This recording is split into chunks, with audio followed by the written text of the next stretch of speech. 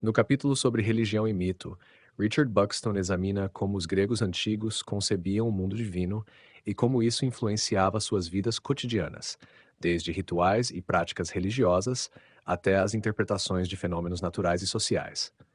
Buxton descreve o sistema religioso dos gregos como politeísta, caracterizado pela adoração a um vasto panteão de deuses e deusas, cada um com atributos, histórias e funções específicas. Esses deuses, embora possuíssem poderes extraordinários, eram representados com traços humanos, sentimentos, virtudes e vícios, o que fazia deles figuras próximas e compreensíveis para os mortais. Buxton destaca que os mitos gregos tinham um papel essencial na transmissão de valores culturais e na educação. Mitos como os de Zeus, Atena, Apolo e Dionísio não eram apenas histórias religiosas, mas também forneciam lições morais e sociais, além de explorar temas fundamentais como a mortalidade, a justiça e o destino. Ao contar e recontar essas histórias, os gregos reforçavam uma identidade cultural e construíam um entendimento coletivo sobre seu lugar no cosmos. A prática religiosa na Grécia Antiga, segundo Buxton, era centrada nos rituais, que incluíam sacrifícios, festivais e oferendas. Esses atos eram realizados em santuários e templos e tinham o objetivo de honrar os deuses e, ao mesmo tempo, garantir sua benevolência. A religião grega, no entanto, era pouco dogmática e não possuía escrituras sagradas ou um clero estruturado como nas religiões monoteístas. Em vez disso, ela era baseada em tradições orais, ritos comunitários e a interpretação dos mitos, proporcionando flexibilidade na forma como as crenças podiam ser entendidas e praticadas em diferentes regiões e contextos. Buxton também explora a interação entre religião e política, explicando como as práticas religiosas estavam profundamente integradas ao funcionamento da polis, cidade-estado.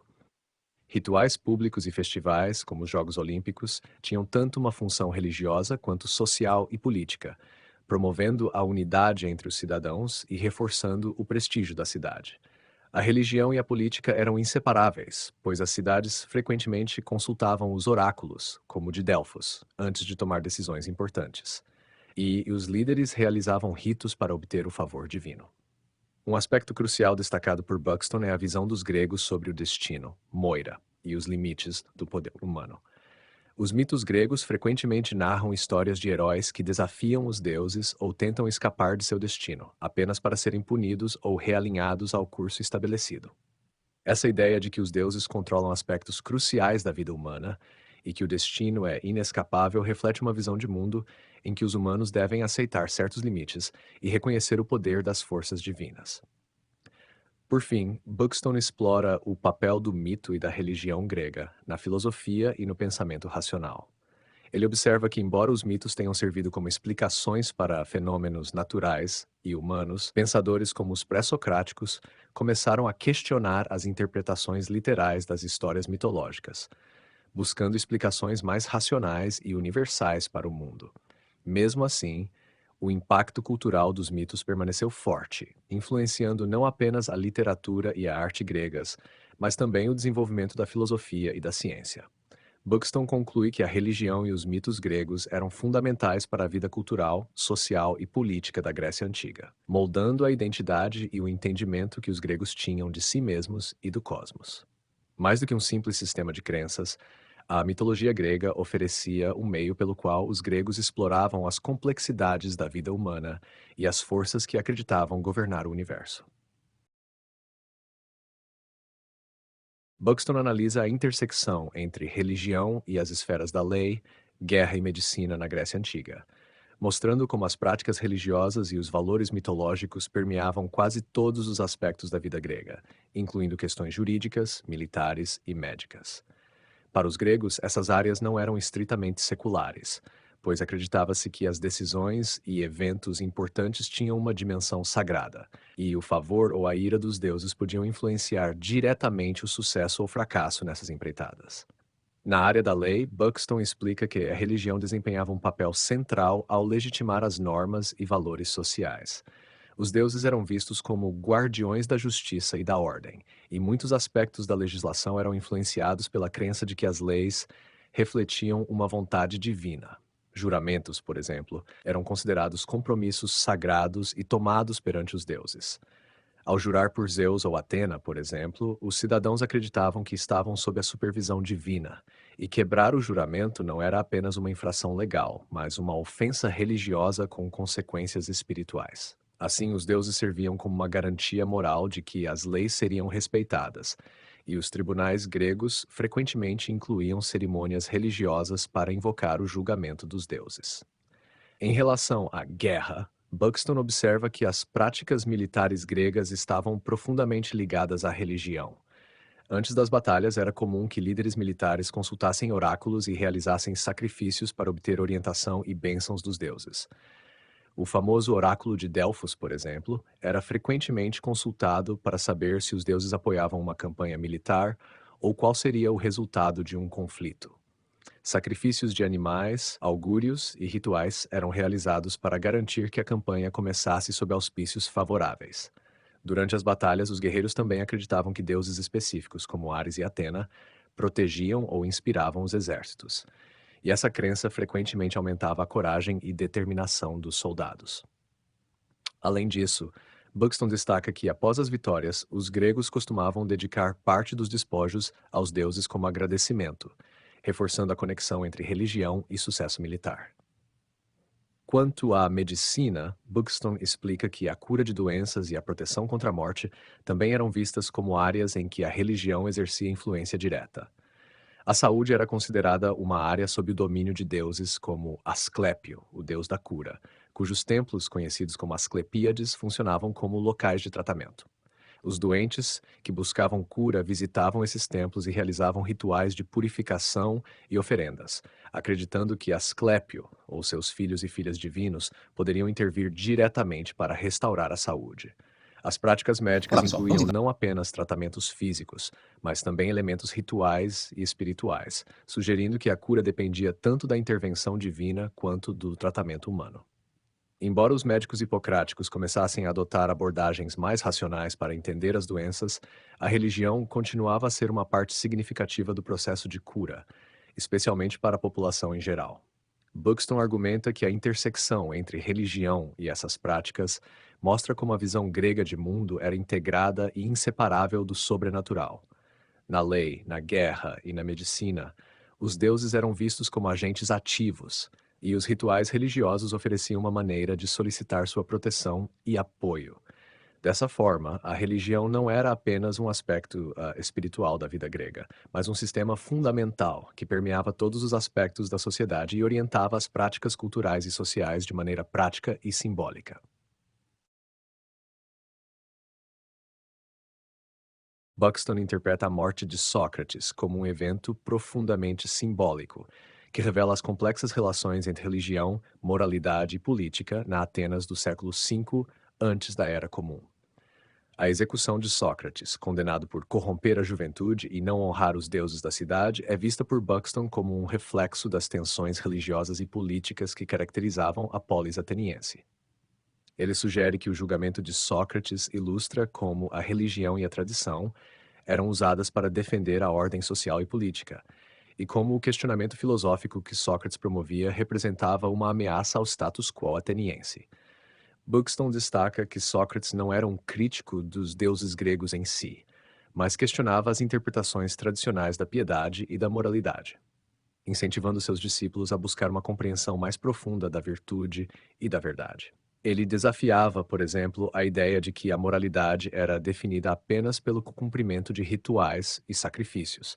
Esse questionamento foi interpretado pelas autoridades atenienses como uma rejeição das normas religiosas e sociais que sustentavam a coesão da cidade.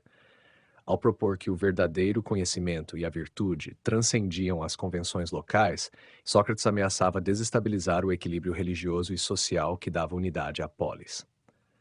Buxton também observa que a acusação de impiedade tinha um peso especial na Atenas do período, onde a religião estava profundamente entrelaçada com a identidade cívica e política. Honrar os deuses da cidade era considerado essencial para a prosperidade da polis, e o comportamento de Sócrates foi visto como uma afronta a essa tradição. Em seu julgamento, Sócrates se recusou a renunciar a seus princípios, ou a oferecer uma defesa que buscasse agradar o júri, preferindo manter sua integridade filosófica e aceitar a condenação à morte. Buxton interpreta essa decisão como um exemplo de como Sócrates via a filosofia como um compromisso moral superior às convenções políticas e religiosas. A morte de Sócrates, portanto, simboliza, segundo Buxton, um conflito entre o pensamento individual e crítico e o poder coletivo das normas estabelecidas. Para Buxton, Sócrates tornou-se uma figura emblemática do filósofo que desafia a sociedade ao questionar suas certezas e crenças, o que paradoxalmente levou à sua morte em uma cidade que se orgulhava de sua liberdade de expressão e democracia. A execução de Sócrates evidencia as limitações dessa liberdade em Atenas, especialmente quando a estabilidade da polis parecia ameaçada por mudanças políticas e culturais.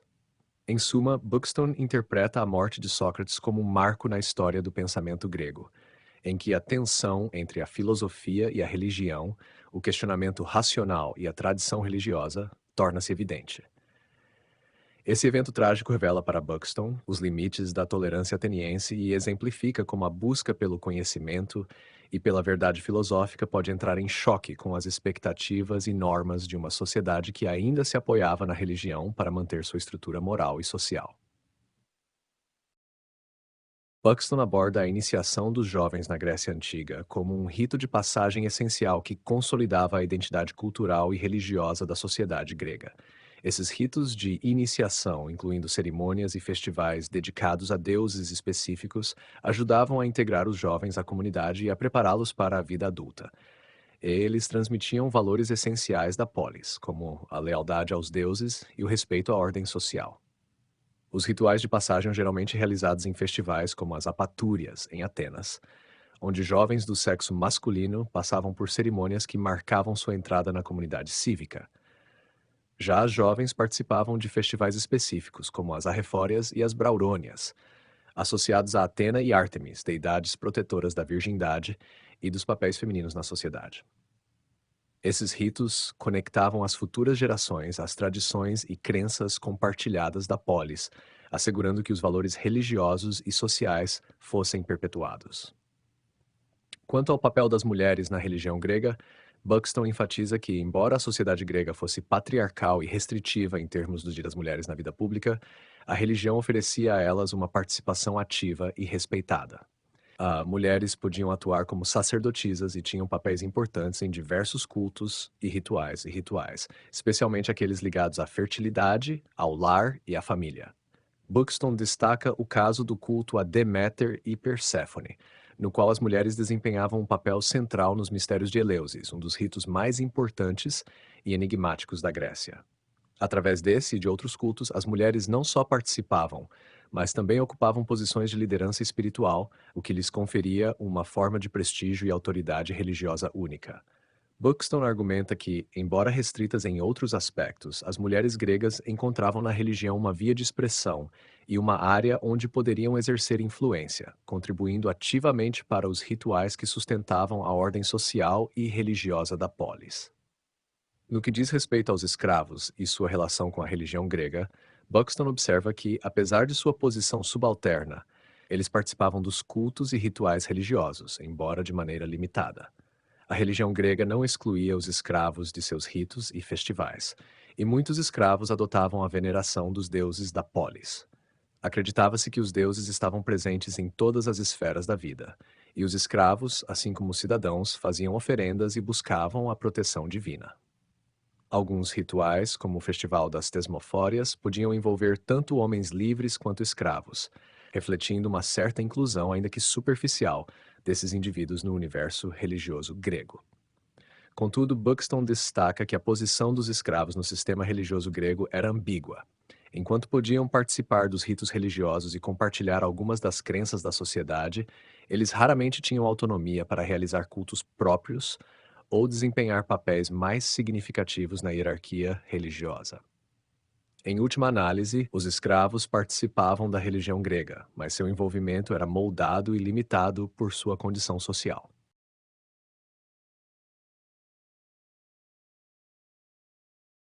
Buxton interpreta os mitos e a natureza das divindades gregas como elementos centrais que expressavam o entendimento grego do mundo, das forças naturais e da condição humana. Para ele, os mitos gregos não eram apenas narrativas religiosas, mas representavam uma maneira de interpretar e dar sentido às complexidades da vida. Através dos mitos, os gregos exploravam questões como o destino, a justiça, o poder e a moralidade, utilizando histórias e personagens que refletiam tanto virtudes quanto fraquezas humanas. Segundo Buxton, o panteão grego, embora complexo, era uma maneira de organizar e expressar as diversas facetas da experiência humana e do cosmos, atribuindo personalidades e poderes específicos a cada divindade. O panteão grego, de acordo com Buxton, é composto por uma variedade de deuses e deusas, cada um com um domínio particular sobre aspectos específicos da vida e do universo. As divindades principais incluíam Zeus, o rei dos deuses, que simbolizava o poder, a justiça e a autoridade. Ele era o senhor do céu e governava sobre os demais deuses, sendo visto como um guardião da ordem cósmica. Hera, esposa de Zeus, deusa do casamento e da fidelidade, conhecida por sua severidade e às vezes por seu ciúme, refletindo os desafios das relações conjugais.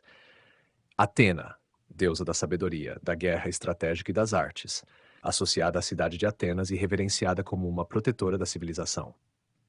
Apolo, deus da luz, da música, da profecia e da medicina, representando a harmonia e a busca pelo conhecimento. Ele também estava profundamente associado aos oráculos, especialmente ao famoso oráculo de Delfos. Ártemis, irmã gêmea de Apolo, deusa da caça e da natureza, também protetora das mulheres e das jovens. Afrodite, deusa do amor e da beleza, que simbolizava o desejo e a atração, mostrando como esses impulsos moldavam as interações humanas. Ares, deus da guerra e da violência, representando o lado brutal e impulsivo dos conflitos.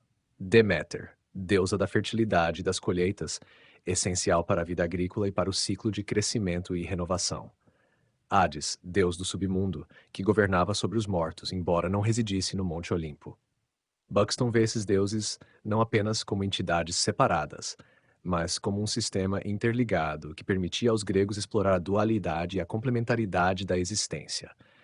As histórias e as relações entre eles refletiam tensões e dilemas humanos, tornando-os mais próximos dos mortais. Os oráculos ocupavam um papel fundamental nesse contexto, pois ofereciam um canal através do qual os deuses poderiam comunicar sua vontade aos humanos. Oráculos como o de Delfos, consagrado a Apolo, eram consultados para tomar decisões importantes em assuntos políticos, militares e pessoais. Buxton destaca que os oráculos eram vistos como intermediários entre o mundo mortal e o divino, permitindo que os gregos recebessem orientação para questões que escapavam ao controle humano. As respostas dos oráculos, frequentemente enigmáticas, reforçavam a ideia de que o conhecimento divino era misterioso e muitas vezes incompreensível para os humanos, exigindo interpretação. Para Buxton, os gregos interpretavam o sagrado de forma fluida e prática. O sagrado não era distante, mas estava presente em todos os aspectos da vida cotidiana e nas forças naturais ao redor. Os gregos acreditavam que os deuses interferiam ativamente no mundo, e essa presença divina permeava tudo, desde as relações sociais até o ambiente natural. O sagrado, portanto, era entendido tanto como uma força que exigia respeito e reverência, quanto como algo que podia ser influenciado e aplacado através de rituais, sacrifícios e observância das tradições religiosas. Buxton sugere que, para os gregos, o sagrado era uma força multifacetada e próxima, refletindo uma relação de reciprocidade com os deuses. Os gregos honravam suas divindades e, em troca, esperavam proteção, prosperidade e orientação, tornando o sagrado uma parte integral e essencial da vida grega.